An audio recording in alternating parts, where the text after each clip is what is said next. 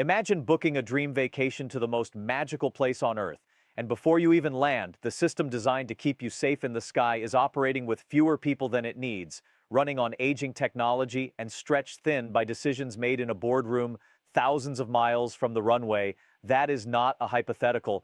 That is the reality of flying in America right now. And when you connect that to what is happening at Disney World, you begin to see a picture that goes far beyond entertainment and airline delays.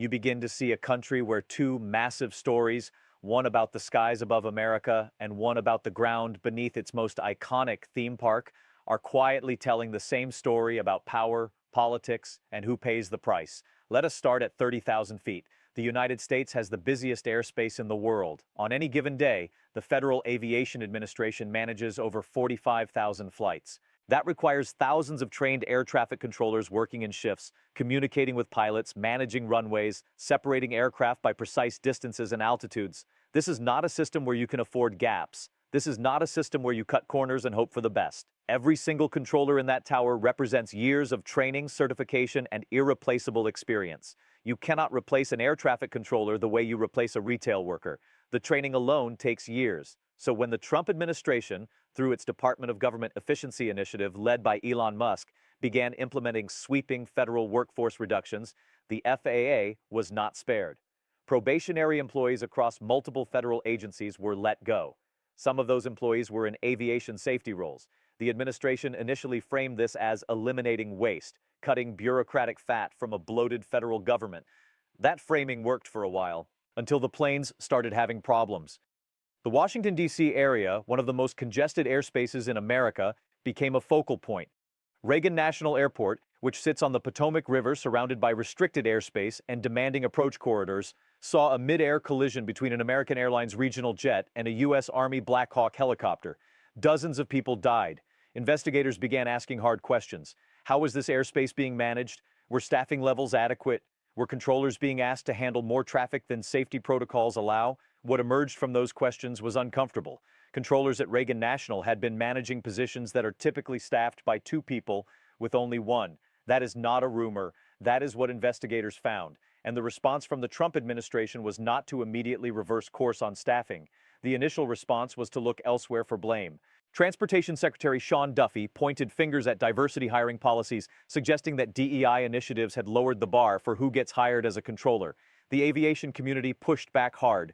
Experts, former controllers, and aviation safety professionals said the diversity argument was a deflection, that the real issue was a staffing shortage that had been building for years and that recent cuts had made worse, not better. Now here is where the story deepens, because what happened next reveals something important about how political narratives are constructed and maintained. The Trump administration did eventually acknowledge the FAA staffing crisis, but only partially.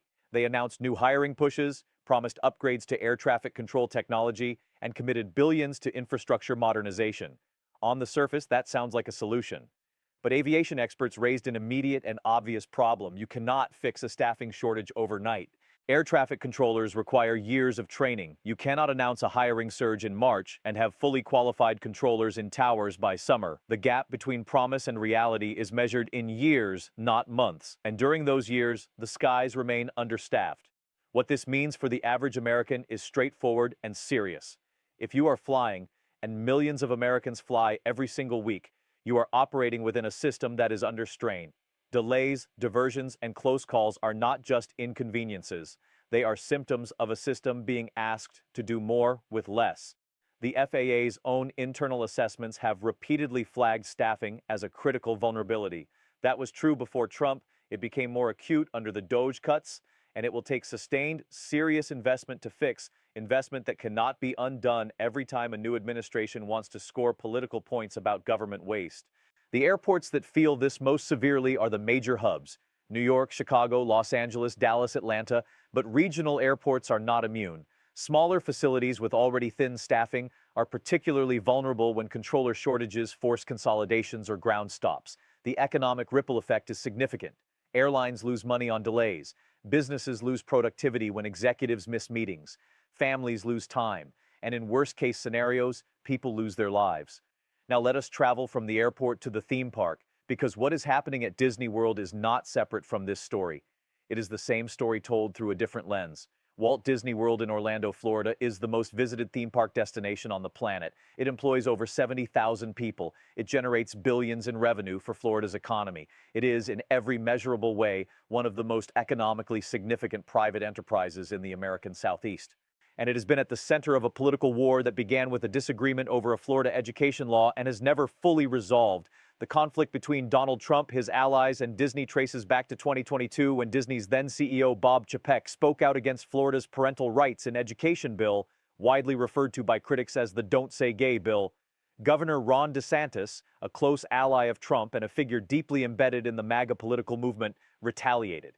Disney had long operated under a special self-governing district called the Reedy Creek Improvement District, which gave the company extraordinary autonomy over its land, infrastructure, and governance. DeSantis moved to dissolve it. The battle became a national story. Disney fought back legally. But now the controversy has grown a new dimension, and it connects directly to the federal level, to Trump himself, and to the broader question of whether the government is using its power to punish political opponents. Disney has faced pressure not just from Tallahassee but from Washington. Federal regulatory scrutiny, questions about Disney's media properties, its ABC News division, its streaming content, and its corporate governance have all come under a harsher light since Trump returned to the White House. The administration has made no secret of its belief that major media corporations with perceived liberal leanings deserve scrutiny. Disney, which owns ABC, a network that settled a defamation lawsuit with Trump for $40 million in late 2024, sits squarely in that crosshair. The Disney World controversy specifically has intensified around several pressure points. First, there are questions about federal permits, land use, and infrastructure projects tied to Disney's ongoing expansion plans in Florida. Federal agencies have influence over these approvals. When a company is simultaneously in a political standoff with the White House, those approval processes become fraught with questions about whether business decisions are being driven by merit or by politics. Second, Disney has been caught in the crossfire of the broader DEI debate. The administration's executive orders targeting diversity, equity, and inclusion programs in federal contractors have sent shockwaves through corporate America. Disney, which had been one of the more vocal proponents of DEI initiatives in the entertainment industry, now faces a calculation that thousands of American corporations are facing. Do you stand by your stated values, or do you quietly retreat to avoid federal friction? Disney's response has been carefully calibrated, walking back some public-facing DEI language while not fully abandoning the underlying programs. Third, there is the question of what the Disney-DeSantis battle means for Florida's working class. Disney employs cast members, their term for employees, across a massive wage spectrum. The company has union agreements with multiple labor organizations. When the political environment around Disney becomes unstable, workers feel it. Investment decisions slow down, expansion projects face uncertainty, hiring freezes become possible. The 70,000 people whose livelihoods depend on that park are not abstractions.